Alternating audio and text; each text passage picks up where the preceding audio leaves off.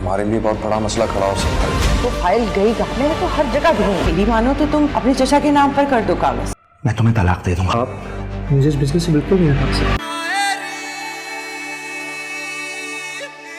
दोस्तों, मायरी में अब ऐसा क्या हुआ है कि फाखिर का दिल एनी की तरफ आ रहा है।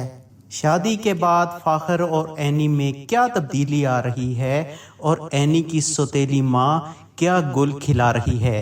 इन तमाम सवालात के जवाबात हम लास्ट एपिसोड के रिव्यू में करेंगे और साथ साथ देखेंगे कि आइंदा क्या होने वाला है।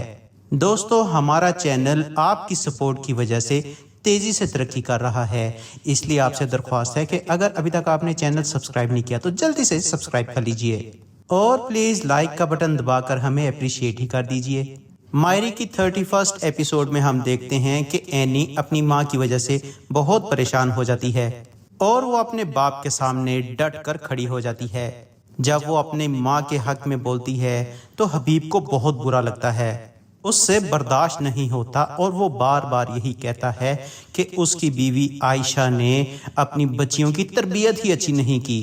जबकि एनी अपने बाप यानी हबीब को ये एहसास दिलाने की कोशिश करती है कि उसने अपनी बीवी यानी आयशा की और बच्चियों की कभी जिम्मेदारी ही नहीं उठाई। लेकिन हबीब ये बात सुनकर आग बगोला हो जाता है और एनी पर हाथ उठाने की कोशिश करता है और इसी लम्हे समीना और फाखिर आ जाते हैं और फाखिर अपने चचा का हाथ रोक लेता है और उससे कहता है कि एनी मेरी बीवी है और मेरी जिम्मेदारी है, अगर आइंदा आपने ऐसा किया तो अच्छा नहीं होगा। यानी अब वो एनी को सही तरह ऑन कर रहा है। ये सुनकर हबीब को और भी गुस्सा आ जाता है और वो कहता है कि क्या जमाना आ गया है कि छोटे बड़ों के सामने आ खड़े हुए हैं। वो तो अपने आप को एक बादशाह समझने लग गया है। वो समझता है कि वो स्याह करे सफ़ेद करे, किसी को हक नहीं पहुंचता कि उसकी राह में रोड़े अटकाए। तो नाजरीन, इस सीन के बाद हम ये देखते हैं कि एनी की बाप से नफरत बढ़ जाती है और दूसरी तरफ फाखिर के लिए उसके दिल में जज्बात पैदा हो जाते हैं, क्योंकि एक बीवी को अपने मर्द से सबसे ज़्यादा जो कोई चीज़ चाहिए वो है हिफाजत। और अगली एपिसोड में क्या होने लगा है कि घर से इनकम टैक्स की फाइल ही गायब हो जाती है। फाखिर और उसकी माँ समीना दोनों सर तोड़ कोशिश कर रहे होते हैं कि वो फाइल कहीं से मिल जाए और इस पर हबीब फाखिर पर दबाव डालता है। लेकिन फाखिर जो कि अब मैच्योर हो रहा है, हबीब के सामने डट कर खड़ा हो जाता है। वो उनके सामने डट कर खड़ा हो जाता है और कहता है कि मैं किसी दबाव में आने वाला नहीं हूँ। वो उनकी आंखों में आंखें मिलाकर कहता है कि आप तो चाहते ही ये हैं कि मुझे साइड पर करके ये कारोबार अपने नाम कर लें। और चालाक और मकार राहिला फाखिर से कहती है कि मेरी मानो तो ये कारोबार अपने चचा के नाम कर दो।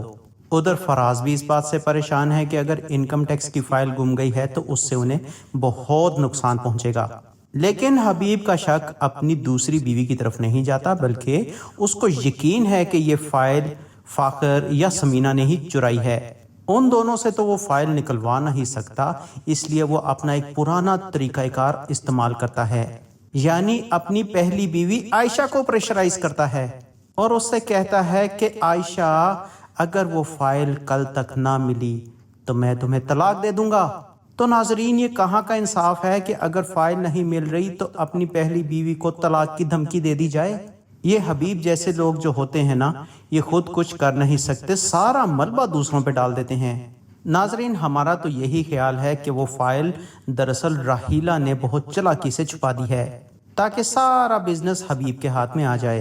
तो नाजरीन, अगर आपको ये वीडियो पसंद आई है तो प्लीज़ लाइक कर दीजिए, लेकिन जाते जाते ये तो बताइए कि आपके ख्याल में वो फाइल किसने चोरी की होगी। तो चलिए मिलते हैं अब हम नेक्स्ट एपिसोड के रिव्यू में। टिल देन, अल्लाह हाफिज़।